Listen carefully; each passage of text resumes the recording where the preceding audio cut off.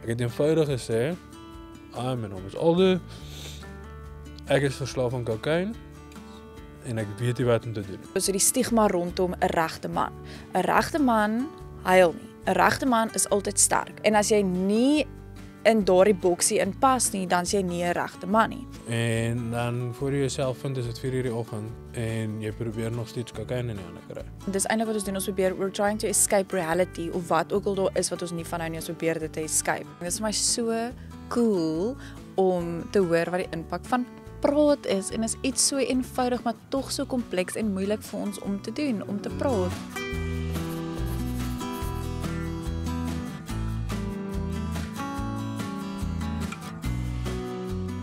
Welkom by die eerste episode van Praat. Vandag gesels ons oor middelmisbruik en verslawing. Iets wat meer mense raak as wat ons besef, direk of indirek. Saam met my in die ateljee is Aldo, iemand wat self 'n pad daarmee gestap het.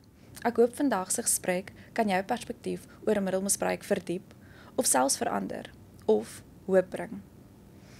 Aldo, ek weet as ons moet gesels oor die pad wat jy gestap het, kan ons vir ure hier sit. Maar in 'n neutedop, as jy dalk net vir ons kan vertel wat die pad is wat jy gestap het. Sekerlik. Ek het eerlikwaar begin op hoërskool. Het dit begin agteruit gaan. Soos enige jong persoon gedrink, gekuier, te kere gegaan.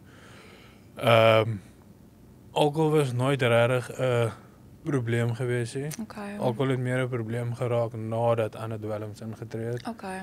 Maar alkohol is, soos hulle dit noem, die gateway drug. Pelle het begin dagga rook. Ek het saam met Pelle dagga gerook. Aan die begin nie gesien dat dit enigstens 'n probleem is nie. En toe het net 'n ding geraak waar ek elke dag, heel dag gerook was. Selfs nie in sosiale opset nie. Selfs by die werk. Sure, So, en toe het na skool obviously dagga het aangehou. Toe word ek blootgestel aan kokain. En toe het kokain die pad gestap waar ek elke dag kokain gedoen het. Ook buite sosiale omstandighede waar ek vir 4-5 dae in een kokain sal doen en niks slaap nie. En dit het begin werk, persoonlike lewe, familie, alles beïnvloed.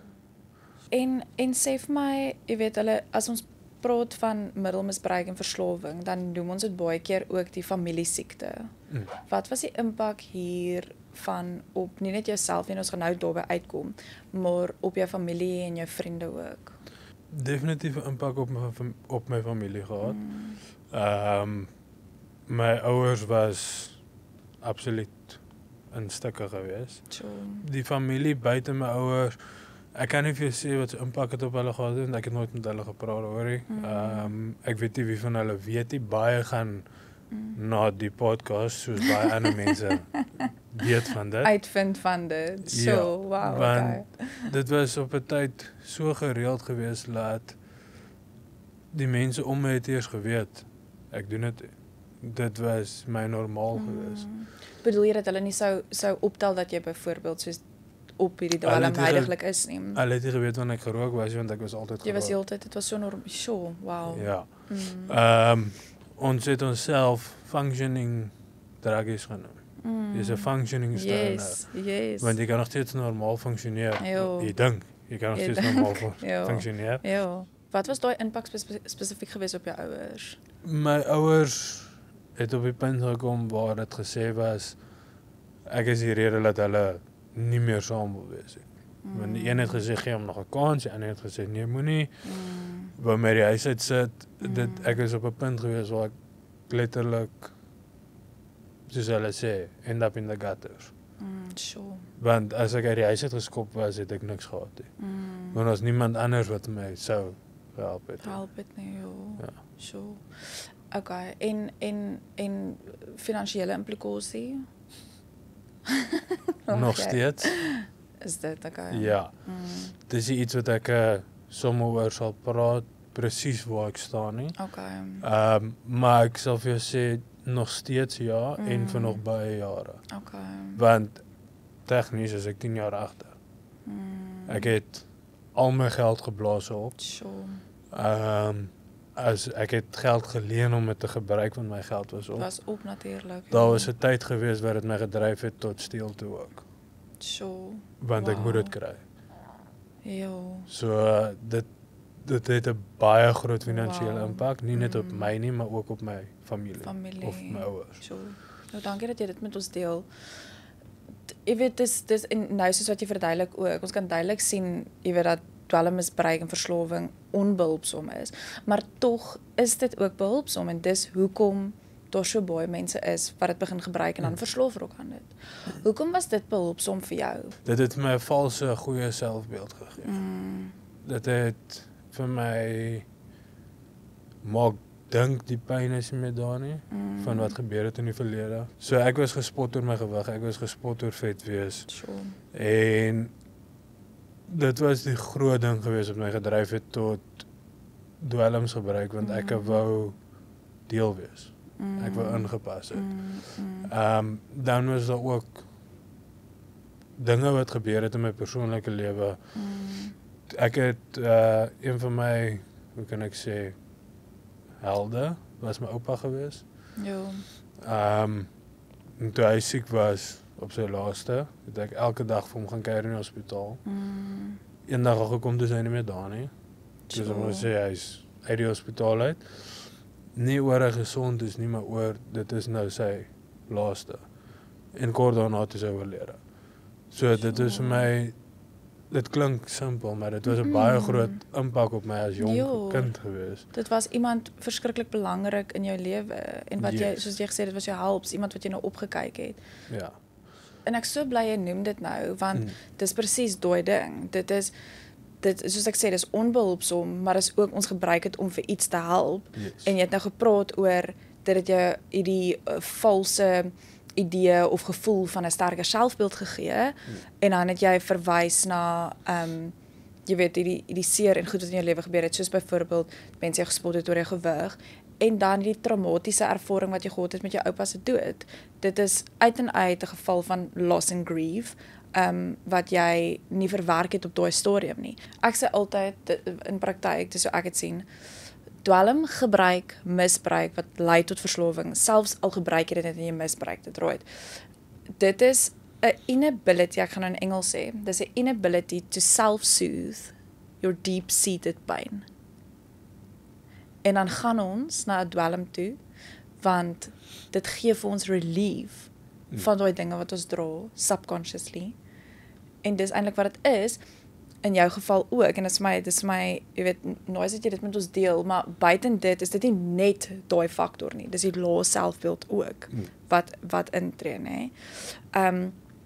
Wat nog 'n bydraende faktor is. En wat is daar nog vir jou? Is daar enigiets anders wat jy kan dink, hoekom dit vir jou, wat se gevoel dit nog vir jou gebied het? Dit het jou 'n valse idee van geluk gegee. Jy was happy geweest. Maar ook jy het ingepas. Daai gevoel van behoort, jy het nou daaroor gepraat, ja. Want almal het my altyd gespot oor ek vet is, maar nou oor ek dit doen, dis half asof die mense nie worry oor al die vet kind, want al dis nou cool. Al is nou cool, hy gebruik iets saam met hom, hy is deel van ons groep, reg, ja, okay. Jy het nie daaroor in daai tyd gepraat nie, met jou ouers nie. Hoekom dink jy nie? Jy kan dit trots noem, maar dit was nie aanvaarbaar vir my as 'n seun van 16, 17, 18, 21 jaar oud, om te gaan sit en praat en in trane uit te bars oor my gevoelens. Want dit is nie sosiaal aanvaarbaar vir 'n man om te gaan sit en huil oor sy gevoelens. Nee. Yes. Ja. En ek dink dat dis so waar wat jy sê en is so verkeerd. Dis so flimme verkeerd dat ons daai hele, jy weet, dis die stigma rondom 'n regte man. 'n Regte man huil nie. 'n Regte man is altyd sterk. 'n Regte man weet presies wat om te doen en as jy nie in daardie boksie inpas nie, dan is jy nie 'n regte man nie.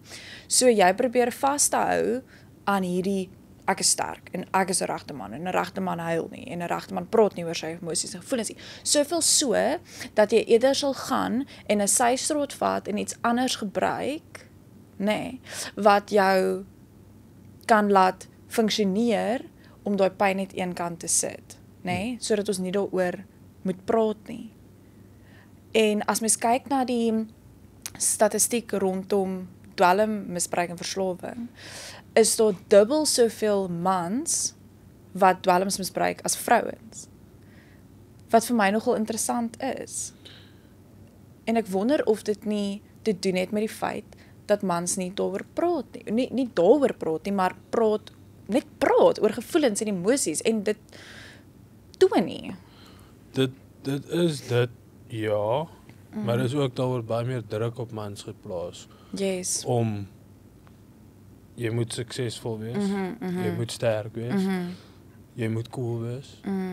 En dis ook mans is meer gewillig om goed te probeer. So die ding is ek as 'n jong man is baie meer gewillig om 'n drug uit te toets as jy as 'n jong vrou. Yes. Maar ook my vriende as jong mans is baie meer gewillig gewees om vir my te pressure om 'n drug uit te toets as jou vriendinne as jong vrouens. Yes. Want jong vrouens, dit kom terug op jong vrouens het gepraat oor al die emosies. Jong vrouens was oop gewees oor alles wat hulle praat. Yes. Ons het nie gepraat oor, ons het dronk geword en Ja. onsself geniet. Ja. Want dan vergeet jy daaroor. Dan presies. Môre onthou jy dit weer, Yes. maar jy het dit vir daai Ja. 6 ure wat jy dronk was, 4 ure wat jy gerook was of 2 ure wat jy high was van kokain. Het jy van niks onthou behalwe ek is nou gelukkig. Yes. Dis 'n relief gewees. Nee, Yes. dis 'n relief. En dit is hierdie great gevoel wat mens kry wat niks anders in die lewe vir jou eintlik kan bied nie, nee. So dis 'n great ding wat ek nou die dag gesien het. Kyk, ek kyk baie podcasts en motivational video's tot vandag toe nog. Okay. Help dit jou? Ja, want dit is nog steeds 'n stryd. Dit hou nie op nie. Ek sou bly jy sê dit. Ek dink nie dit is net ergens waar jy punt. Ek is nou reg, ek is nou fooi en hier gaan ek nou vorentoe en ek is nou weer reg nie. Dit is nog steeds baie moeilik. Ek sê baie keer vir Roxy, my verloofde. Sy vra altyd my hoekom is ek so stil. Dan sê ek vir haar, ek is besig om met myself te stry. Maar 'n wonderlike ding wat ek nou die dag gehoor het, is 'n ou gevra, ook 'n ou wat praat oor dwelmmisbruik. Hy het hom gevra as jy gelukkig. Nou, is jy nou gelukkig? En sy antwoord was nee. Hy was gelukkig geweest toe hy dwelms gebruik het. Wat is ek 'n vals gelukkig, nee. 'n Induced happiness. Nee, jy is gelukkig, want daar's geen worries in die wêreld nie. Maar dit is meer mind easing. Jy is meer at ease nou dat jy weet jy het beheer. Want enigiemand het unhappy dae. Ek het unhappy dae. Maar ek is gelukkig met die feit dat ek weet ek is 'n beter persoon. Al het ek in my moeilike dae, my maklike dae. Al het ek weke waar ek hartseer is. En waar ek wil teruggaan na dwelms toe. Sure. Is ek gelukkig met wie ek nou is teenoor wie ek was toe ek permanent gelukkig was. Want daai permanent gelukkig was, die wêreld kon afbrand rondom my en ek sou dit nie weet nie. Nie dat ek nie sal worry nie, ek sou dit eers agterkom. En dis wat gebeur het. Maar dit is dan dat jy amper gelukkig is in 'n valse realiteit. Iets wat jy's nie hier nie, so jy's half daar en jy funksioneer hier en hier is jy gelukkig, maar as jy terugkom realiteit toe, dan is jy nie gelukkig nie. Jy's so induced, kan ek sê. Ja, dis 'n induced happy. False reality dat mense so close as jou eie ma kan voor jou sit en huil. Sure. En jy sal nie agterkom wat se impak het op hulle. Ja. Want jy is gerook of jy is nog op 'n high van gisteraand. Maar dit is presies wat dit is, nee, want dis eintlik wat ons doen, ons probeer, we're trying to escape reality of wat ook al daar is wat ons nie van nou nie ons probeer dit te escape. So dis presies wat jy nou sê wat dit eintlik is, nee. En dis iets wat actually net erger en erger raak hoe dieper jy in dit ingaan. Okay. So jy kry daai negatiewe gevoel. meeste van die tyd jy's moeg, jy's geïrriteerd en jy begin dink aan goeters. Jy kry dan nie, kom ons gaan bar toe, kom ons raak dronk en ons vergeet van alles. Ja, ek wil nie dink nie. Jy het 'n goeie tyd, jy het iets om oor te praat vir die volgende 3-4 dae, en kom dit weer, kom ons gaan bar toe, kom ons gaan dronk. Dan begin dit so erg raak dat die volgende dag voel jy kak. Die volgende dag kort jy weer 'n ietsie. So nou kan jy nie Snowball elke dag effect. dit hang af. Sekere mense elke dag gaan hulle bar toe en raak dronk. Dis wat hulle is. Hulle klassifiseer as alkoholiste. Want hulle gebruik elke dag alkohol Ja, om daai gevoelens te suppress. yes. Ander mense, ek in daai geval, wil nie elke dag dronk geword het. En jy wil nie elke oggend wakker word en babbelas. So nou kry jy iets wat jy elke dag kan doen. 'n alternatief. Wat vir my dagga was op 'n tyd. So ek het elke aand tot middernagte gesit en dagga rook. Vergeet van die lewe, word môre wakker, gaan werk toe, word eers 8:00 die oggend wakker, gaan werk toe, doen dieselfde ding tot op die punt waar jy jou stelsel raak so, jou liggaam bou 'n weerstand op teen die dwelm, waar jy letterlik op pad werk toe rook, van die kantoor of op pad kliënt toe rook, So, op pad terug kantoor toe rook, ja, so dit jy die hele tyd gerook. daai threshold, dis 'n Nou werk dit threshold. nie meer. Ga jy na jou volgende ding doen. Yes. En die probleem van dinge soos kokain en daai is, dis 2 ure dan, Dis Is is dit uitgewerk. Dis die gevoel uitgewerk, ja. die gevoel is na 45 minute, is dit klaar. O, is dit okay? Op 'n goeie aand se kuier elke 15 minute. Het jy gaan om 'n lyn te vat? Wow. En jy gaan vinnig 6.000, 7.000 rand in een aand Wow. wat jy geblaas het. Wow. En So- daai finansiële implikasie maak regtig nie saak in daai oomblik nie. Nee, dit maak nie saak Jy kan want nie jy minder het worry nog nie. 'n paar rand oor in die bank, Ja. maar môre gaan jy weer. Ja. En dan kyk jy teen die eerste van die maand is als op. So. Wow. Dan het jy nog 24 dae oor. So. Wow, dis crazy. Luister, die groep waarin jy jouself bevind, nê, wat som met jou hierdie dwelms gebruik of hierdie middels gebruik. En ek verwys nou na alkohol, ek verwys na dagga, ek verwys na kokain toe. Die norm van ons groep sien ons as dan aanvaarbaar. Jy weet, ons gemeenskap, wat ook al ons gemeenskap as die norm aanvaar ons ook as reg, normaal. Wat was die invloed gewees van jou groep op, en die groep waarin jy jouself bevind het, op jou dwelmmisbruik? Was daar tye wat jy gevoel het, yes, ek wil nie, maar nou is jy in hierdie groep, en nou doen jy dit maar as gevolg van die druk wat jy kry deur die groep? Ja, ook eers aan die einde, wat jy raak half oor het. Na die einde toe, begin jy dink, dalk is daar iets beter as om elke naweek of elke dag kokain te doen. Dalk is daar iets beter as om te lewe om Vrydag 'n dop te gaan drink en jouself te geniet. Yes. Maar, Jy bereik daai punt. yes, Okay. maar nou, kom donderdag, kom Vrydag, kry jy 'n boodskap, gaan ons braai vanaand, dit en daai. Jy het niks anders om te doen nie. So jy gaan maar na die braai toe. Maar ek gaan net braai vanaand, ek gaan 2 of 3 biere drink en ek gaan nie kokain doen of ek gaan nie dagga rook nie. Dis die mindset waarmee jy ingaan. Toe ek Right. daai mindset begin kry het, toe is dagga al uit die prentjie uit. Okay. Want ons almal het begin kokain doen. Okay. So nou kom jy by die braai, maar ongelukkig alcohol being, dit is 'n in Engels noem hulle dit 'n suppressant. Ja, Maar verlaag nie- jou inhibisie. Ja, dit maak dit moeilik om nee te sê. So nou drink jy 1 bier, 2 bier. Ja, maar nog eenetjie voor jy gaan. Okay, cool, nog een. En nou is dit soos, gaan ons maar aan. En dan kom iemand met kokain of iets aan. Of jy oortuig jouself. Jy wil dit doen.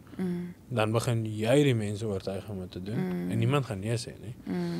En dan voor jy jouself vind is dit 4:00 die oggend en jy probeer nog steeds kokain in die hande kry. Sjoe. Want jy wil jy ophou. Wow. En dan word jy die volgende dag wakker, kwaad vir jouself. En dan om daai gevoel weg te kry, gaan braai jy weer. Dit is 'n moeë snowball effek. Gaan braai jy weer. Ja. Om daai gevoel weg te kry. Gaan braai jy weer. Ja. Okay. Ek lag nou oor, dit is ernstig wat my snaaks sê gaan braai jy weer. Maar dis jy weet, dis is daai die groep lei die groep as self lei die een lid lei die ander een van die wal af in die sloot, nê, nee, as hulle op mekaar is. En jy het nou gesê, jy het nou mooi gepraat oor die alkohol en hoe dit jou inhibisie verlaag en jy gaan met 'n sekere mindset en ek gaan nie vanaand en ek gaan net 2 of 3 biere drink en vir jouself kry, soos jy sê, dan is dit 4:00 die oggend en jy soek nog steeds 'n lyn en dan volgende oggend voel jy sleg en dan wil jy weer braai. So, wat is jou raad aan iemand, veral in ons samelewing, waar drank so sosiaal aanvaarbaar is, dat jy amper uit is as jy nie drink nie? Wat is jou raad aan 'n persoon wat hulle self in so opset bevind, maar wil ophou drink, wil ophou kokain gebruik, wil ophou een of ander middel gebruik, en hulle weet dat drank is nie 'n goeie idee nie? Wat is jou raad aan so 'n persoon? Hoe deel hulle daarmee? Want dit is moeilik, veral as jou selfbeeld laag is, om, jy weet, in so opset te sê, nee. So, as jy wil nee sê vir drank, as jy wil nee sê, in die geval vir drank, want dit is waar alles begin die aand, maar as jy wil nee sê vir drank, en as jy wil kan nee sê, want as jy nie kan nee sê vir drank, gaan jy nie kan nee sê vir kokain nie. Yes, ja. As jy wil nee sê vir kokain, as jy wil nee sê vir dagga, as jy wil nee sê vir enige iets, dwelm gewys, moet jy eers jou selfbeeld opbou. Jy moet eers oor die verslawing wees. Okay. En om dit te doen, uit persoonlike ervaring uit, ek het baie maniere probeer. Okay. Al jy dit gaan doen is, eerstens jy moet dit self wil doen. Dis die eerste punt, jy moet wil. Jy moet wil ophou. Nie iemand anders nie, jy moet wil. Jy moet wil ophou. So as jy iemand is wat iemand wil help wat dit doen, jy kan jouself blou skreeu op 'n persoon. As hy dit nie wil doen nie, gaan hy dit nie doen. Ja, dis waar. So daai is vir die mense wat ander mense wil help. As jy iemand is wat dit doen wat wil ophou, jy moet dit wil ophou. As jy daai punt bereik het, dan moet jy alles wat enige konnotasie het tot drink, tot kokain, tot dagga, tot Mandrax, tot wat ook al. Wat ook al. Enige iets wat 'n konnotasie het tot daai, moet jy afsny. Want jy het triggers in jou brein, en dit is goed wat my nou nog trigger, maar ek is nou so ver in die pad af, dat ek kan vir myself stop. Yes. Maar om jouself tot op daai punt te kry, moet jy al die triggers wegvat. En in my geval was dit, ek moes my vriende afsnigger, heeltemal. Ek moes myself uit die omstandighede uitvat, en die environments vat, waar daar gedrink word en dwelms gedoen word. Ja.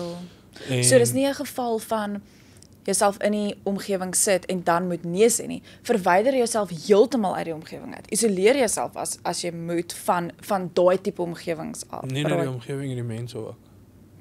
Die mense wat gepaard gaan met daardie omgewing, ja. So ek wat oor weer eens kom terug na die finansiële toe. Ongelukkig en gelukkig is ek nog in my ouer huis. Want as ek nie dwelm sou doen, sou ek dalk nie in my ouer huis kon wees nie, want ek sou geld gehad het om dit te doen. Yes. Maar oor ek nog in my ouer huis is, gelukkig was hulle daar gewees vir my. Maar dit was vir hulle ook moeilik, want hulle moes bereid wees om hulle lewe te verander, want ek moet my lewe verander. Ja. So, daar is nie drank in my environment nie. Daar is nie gou vinnig bar toe gaan en net coke of iets drink nie. Want dis wat ek nou doen, ja, maar ek sou dit nie kon doen nie. Jy sou dit nie kon doen nie. Ek moes tot op die punt waar TV-programme en musiek wat gaan oor drink en dwelm, het ek uitgesny. Wow. Daar was niks in my lewe wat enige konnotasie gehad het aan drank of dwelms nie. vir 2,5 jaar. So. Toe ek begin het ek dadelik gegaan en ek het begin gym. Ek het my tyd spandeer in die gym. Ek was op 'n Saterdag, Maandag tot Vrydag 2 keer in die gym, Saterdag en Sondag 1 keer 'n dag in die gym. Ek het myself moeg gemaak, laat ek net wil relax. Ja. Maar dit is ook, jy weet, van dwelmmisbruik en veral as dit oorgaan in verslawing is gewoontevormend, reg? Yes. So dis daai ding van verplaas of gaan nou 'n Engels woord gebruik, replace a bad habit with a good habit. Yes. So jy moet eers dit doen. En dan na ons die slegte gewoontes vervang het met goeie gewoontes, dan gaan jy eers in 'n omgewing wees waar jy moet nee sê. Dan kan jy jouself weer uitsit. Dis dit amper wat jy sê. Jy as persoon sal weet wanneer jy jouself daar kan sit. Okay. Jy as persoon sal weet wanneer jy reg is om na 'n braai toe te gaan. Familiebraai, ek was nie daar nie. So. Want hulle drink by die braai. En dis 'n treurpunt vir jou. Yes, en drink ek gevinnige dop, dan gaan ek van die braai af en ek gaan weer aan soos wat ek aangegaan het. Verjaarsdae het ek gemis. Ek kan dink dit met alleen raak. Ja, maar dit is nie so alleen as soos om op jou eie te sit en dwelms doen nie. So, wanneer mense saam met jou dwelms doen, is jy daar as jy nie dwelms doen nie. So jy is echt op jou eie. Ek hoor jou. Dan wanneer jy op die punt kom waar jy kan na 'n bar toe gaan. En saam met jou pelle, wat na die hele proses, kan ek sommer nou vir almal sê, na die hele proses, jou vriendekring is baie kleiner as jy dink dit is. Yes. Dis bly jy sê dit. Van 30 na 3 kleiner geraak. Want die wat nog daar is, na jou jaar se isolation van die wêreld af, dis jou vriende. Ja. Maar nou kan ek saam met hulle na 'n bar toe gaan. En dan kom die waiter na my toe. Wil jy iets drink? Nee, dankie. Kom die ander vriende, ou vriende wat jy 'n jaar laas gesien het. Ja, drink 'n dop. Nee, dankie. En die mense hou aan. Hulle gaan die hele tyd weer, want hulle verstaan nie hoekom jy nie drink nie. Ja. Ja. Want hulle weet nie waar jy was nie. Ja. Maar jy kan nee sê vir iets wat jy weet nie goed is vir jou. Vir jou nie. Ja. Want jy het 'n rede om môreoggend vroeg wakker te word. Want jy het jou slegte gewoonte vervang met 'n goeie gewoonte. En dis 'n regte booster vir selfbeeld, né? Nee? Yes. Dis nie 'n vals een nie. Dis 'n regte It's een. a lot cooler to say no than it is to say yes. Yes, ja. Ja, mens hoef nie soos 'n skaapie almal te volg nie. Ek dink soms mense moet net daar gaan dink en ek dink dis vir my belangrik want veral in ja, okay, ek praat nou in Suid-Afrikaanse konteks, maar regtig, dit is so soos jy sê, ons gaan braai en ons dit is weird as jy nie drink nie. Jy's uit as jy nie drink nie. Drank was vir my in die begin 'n triggerpunt gewees. Die rede hoekom ek opgehou het is ek het vir 'n jaar en 'n half niks gedrink nie. 2 jaar. Toe het ek weer begin op naweke een whisky drink of so. Okay. En ek was steeds fyn geweest en ek kon myself stop. Hoekom ek heeltemal opgehou het is ek kon oor my nuwe leefstyl. Ek kon in die oggende na ek gedrink het voel wat die effek drank op my brein het.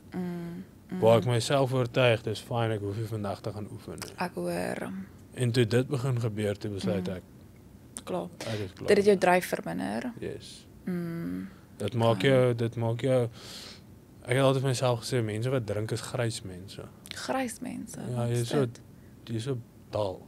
Jy het die persoonlikheid as jy nie saam met jou pelle by 'n bar is. Want jy vergeet wie jy is as persoon. En weer eens, dis nie almal nie. Dis nie Maar almal nie. daar is mense wat ongelukkig Daar's baie mense. nie weet wie hulle is sonder om iets te drink. En Of nie, ja, nie kan express nie kan persoonlikheid wil ek amper sê ja, hê sonder dis drank wat ek nie. bedoel, jy as jy nie by die bar is saam met jou pelle om 'n dop te drink, of as jy nie net ja, dis my half mense sê ek moet net een drankie drink 'n dag. Wat is die punt daarin? Of as jy nie kan sonder daai een drankie, dan is daar iets anders fout. En dit is nie dat jy alkoholist is, maar een druppel alcohol verander die chemical balance in jou brein. And if you can't find happiness without that, then something's wrong. Ja, dan moet jy gaan dieper kyk, nee? Dan moet mens gaan probeer kyk en Dis nie explore. noodwendig dat jy as persoon 'n probleem het, Nee. maar daar's iets anders waarna jy moet kyk. Dit toon op iets wat aangaan. Jo, ek stem 100% saam met jou. En daai kan gewoonlik 'n journey wees vir iemand wat baie taxing is, as ek dit so kan sê. Want ongelukkig al jy gaan uitfigure wat jy wegsteek met drank, is om die drank weg te vat, sodat jy kan sien wat jy wegsteek. En dit geld vir enige dwelm.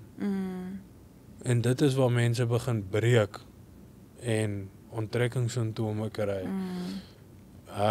Ek het self, ek was vir die eerste 3 weke was ek siek gewees van onttrekkingssimptome. Ek het deure geslaan, ek het goed gebreek, ek het deur 'n baie rowwe tyd gegaan, die eerste 3-4 weke. Want ek kon nie vir myself aanvaar dat dit is actually wat fout is. Wow. Dit was vir my ek kan nie glo ek sê dit van almal. Baie mense het hierdie image van Aldo as hierdie kwaad, moeilike persoon. Baie min mense ken my vir wie ek actually is. Nog minder mense het my al gesien huil. En ek moet nou self trane terughou. Maar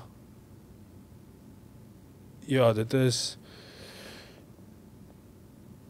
die enigste persoon en wat nog steeds met my sit is my maat vir my gesê sy mis haar kind wat glimlag. Wow. Die Aldo met die smile op sy gesig. En ek het gedink ek is happy, maar my maat my gesien as, soos ek sê, 'n grys persoon. Ek was moerig geweest, ek was moerie geweest, totdat ek my voet by die huis het sit en ek gaan drugs doen, dan ek begin happy raak.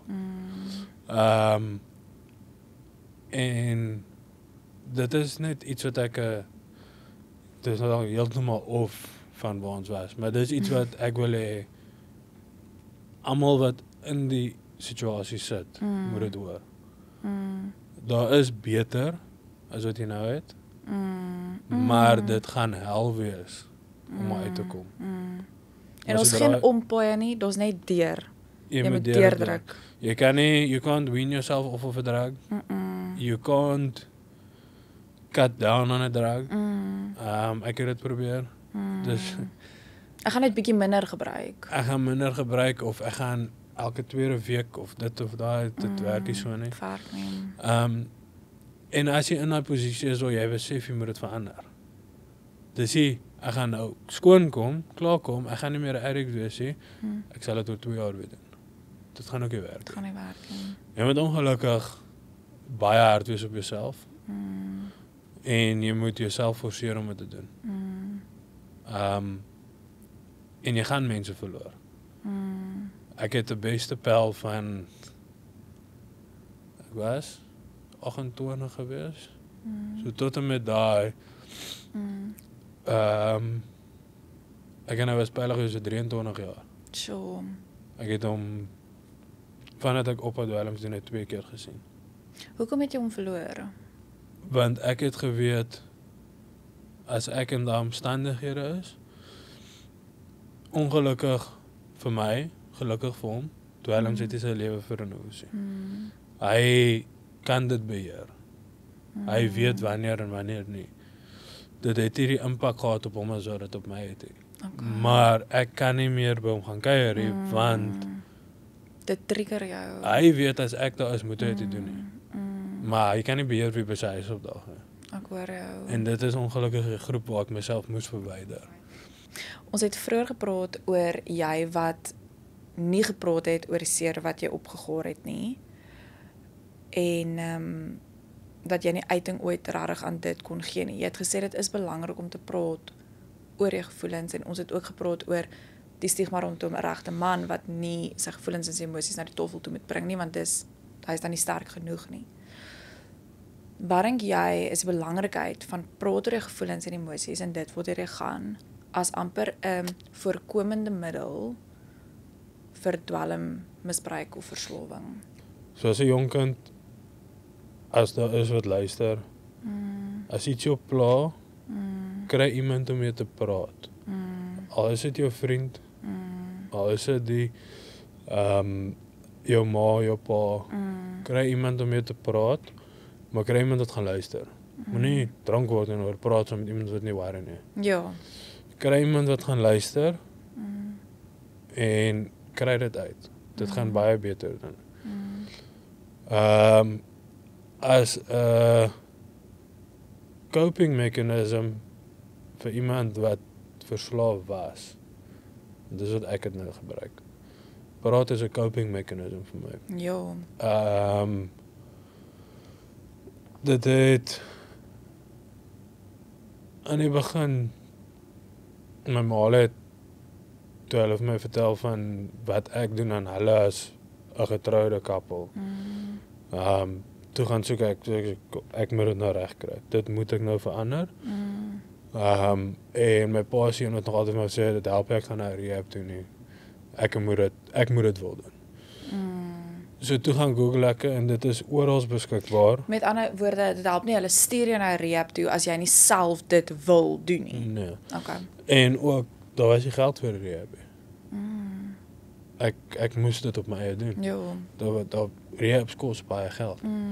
So nou is dit ook, jy stuur iemand rehab toe wat nie wil rehab toe gaan nie. Dit kos jou ouers duisende rande. Jy kom terug, jy gaan net aangaan met dit. Ja, want jou omgewing is nog steeds dieselfde.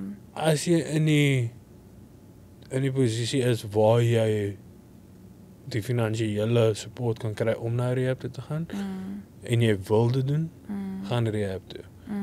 Maar ook in my geval finansiëel, ek kan nie bekostig om vir 4 weke nie by die werk te wees nie. Ek verstaan. So ek moet nog steeds my normale lewe aangaan. Toe eenvoudig net op Google gespring en ek het gegoogel support groups Ja. close to me. En toe ek dit doen, daar's letterlik by amper elke liewe kerk in die week mense wat gaan sit en net praat. En dis gratis. Dit's gratis. Ek was by 'n groep gewees. Ek het vir die eerste 3 maande glad nie gepraat nie. Ek het gesit en luister hoe ander mense praat. Ja. En ek het gesien wat ek deurgaan is actually nie so erg nie. Daar's mense wat dit baie erger het. Wat hulle lewe omgedraai het. En hulle het gesê, dis alles oor die groep. En ek kon dit nie verstaan nie. So, Ek kon nie verstaan hoe mense wat bymekaar kom en sit en praat oor dit. mense wat net praat, Yes, dis amazing. dit doen nie. Ja. En dan saam met dit was daar 'n deel gewees wat 'n ou gepraat het oor die impak van dwelms op die mense rondom jou. En toe na die 3 maande, toe is daar een gewees van die impak van dwelms op jou familie, in jou huis. En ek het daar aan die huis toe gery, en ek het in trane uitgebars. Ek het met my ma gepraat oor. En dis toe dit verander. En toe, die volgende Woensdag, het ek gegaan, en ons het in 'n sirkeltjie gesit, en ek het besluit, ek het eenvoudig gesê, my naam is Aldo, ek is verslaaf aan kokain, So, en ek weet nie wat om te doen nie. Wow. Al wat ek gesê het. Jy is terug met hoendervleis, ja. En toe gaan dit aan, en toe kom dit weer by die, ek noem hom maar die groepleider, en toe het hy daar aan met my gepraat.